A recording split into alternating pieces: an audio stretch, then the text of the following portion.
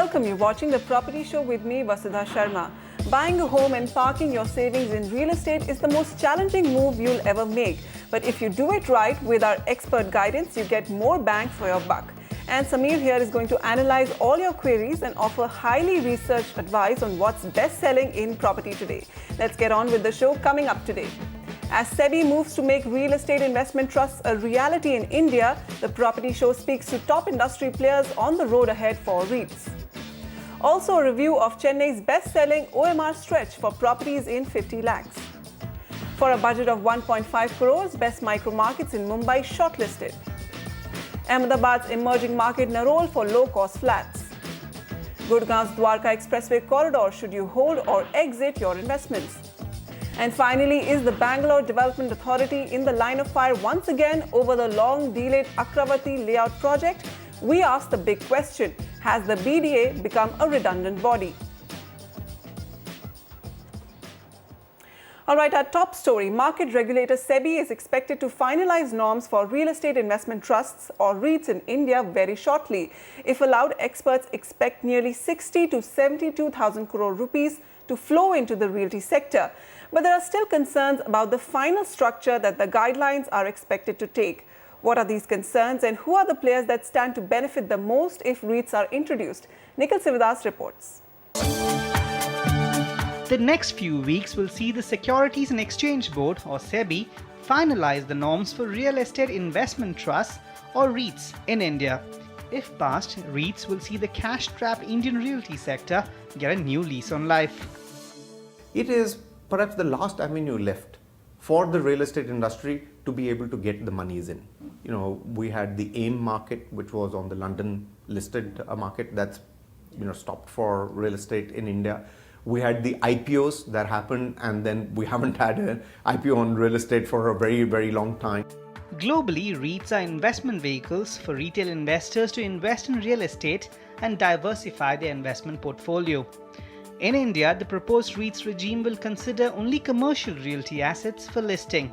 But even with those restrictions, the windfalls are expected to be huge. Data from JLL indicates that India has nearly 375 million square feet of Grade A office stock available, out of which 80 to 100 million square feet can be used for immediate listing, generating potential capital values of anywhere between 60 to 75,000 crore rupees. Our stock market has a total market cap of $1.2 trillion. So $10 to $20 billion for real estate investment trust market is not a big number. It is possible over a period of time. Some of India's largest listed and unlisted developers, as well as private equity firms, are expected to be in the running to list once REITs are introduced. Among listed players, DLF, Phoenix Mills and Prestige Estates stand to benefit.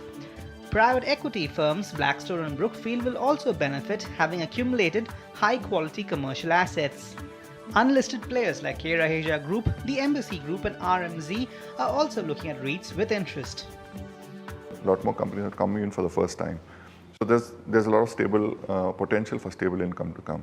So we are looking at listing a REIT. I think it will be a year from now we'll actually be listing. Developers and experts are still waiting for further clarity on the exact nature of the SOPs that will be provided. SOPs that the government apparently is not very keen on giving. No government likes to give up a potential revenue stream. So when the industry is asking for dividend distribution tax to be exempted, the government perceives this to be a differentiated treatment and potential loss of revenue. Some experts say that developers and investors will not be rushing to REITs as yet. Values of commercial real estate are pretty depressed. So the developer may wait for a couple of years for the commercial real estate values to expand, or once the recovery happens, and then bring them to the market so that they are able to get a better valuation. Also, I see a bit of it because of the historically how real estate IPOs have performed in terms of valuations, the actual price which they came in and what they are trading at currently. So investors are also a little weary. That's a concern that developers and experts have raised with SEBI and the government. Now the big question is, will these concerns be addressed and what will be the final shape of the REITs regime in India? That's a question that will be answered in the next few weeks. From Mumbai, Nikhil Sivadas, NDTV.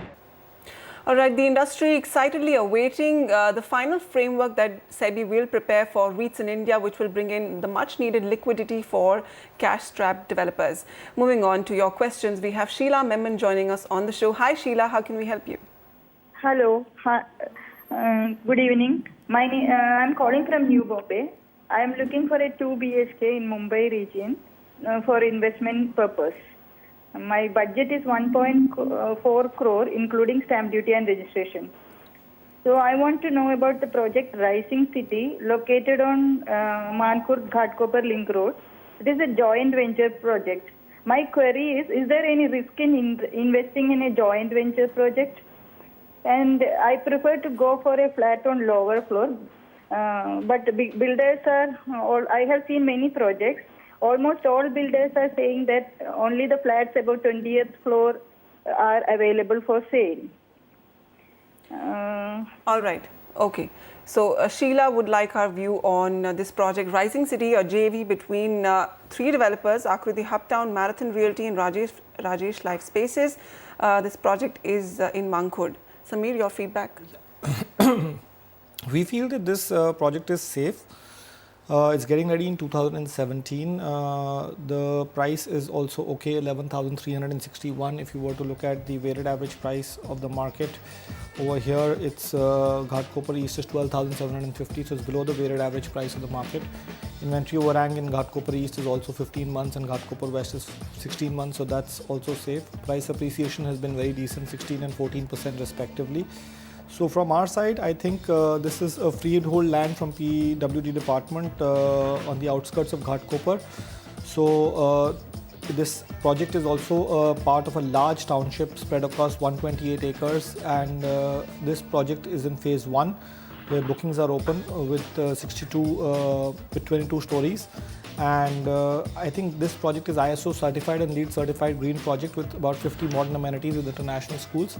So from our side, the project gets a go-ahead, except that there are slums around the project, which is a negative. So we've got 2 more projects shortlisted for you. One is Kul Tulip by Kumar Urban Infrastructure. This is a standalone building at 14,500 rupees a square foot, located at Naidu Colony, Patil Nagar, with further connects it to the Eastern Express Highway. Project is available through all, financing is available through all PSU banks, and it's a 13-storied building. Executive by JC Homes is the next recommendation in Ghatkopar West at 13,500 rupees. This is also a standalone building located at Damodar Park near Shia Cinema on LBS Road, close to RCT Mall. And amenities like swimming pool, yoga center, gymnasium are all there in this project as well. All right, Sheila, we approve of your choice of Rising City, a JV project between 3 developers. The project has all approvals in place, approved by banks. Also, it's a big township, and the location benefits from a couple of infrastructure projects. You have the Ghatkopar Metro Station, the Eastern Freeway, the Santa Cruz Chembur link. Even though the project is located around some slum pockets, but it's a huge township, so that you could have all the modern amenities inside. We're also giving you 2 more recommendations in Ghatkopar East and West. There is KUL Tulip by Kumar Urban Infrastructure and Executive by JC Homes. Next, ML Pandey would like to ask us a question. Hello, sir. What's your question? I am looking forward for a property in the western Gujarat, Ahmedabad, which area is called Narol Aslali. So what will be the appreciation in that area? Is the 17 or 1800 per square feet rate is good enough to invest or not? All right, Samir, Ahmedabad, Narol, 17 to 1800 is the price he's getting. So the price appreciation over has been about 19% over 2.5 years, or 7.6% on an annualized basis. The weighted average price of the market is 1750, so this is in line with what you're suggesting. Inventory overhang is also 22 months, which is safe.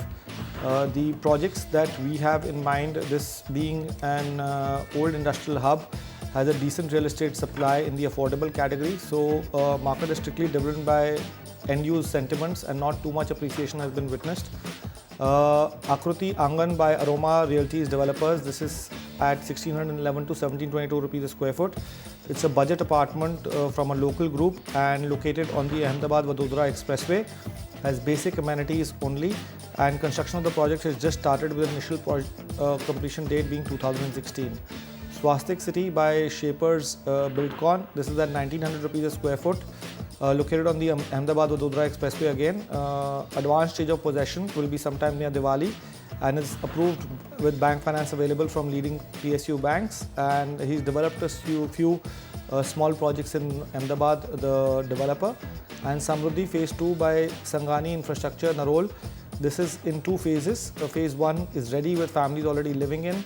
Phase 2 possession will happen in 2 to 3 months. This project is also at a decent price of 1800 rupees a square foot. It's just 1 kilometer of the SP Ring Road. So Mr. Pandey, the price that you're getting is a fair market price. The weighted average price of this market is 1750 rupees per square foot.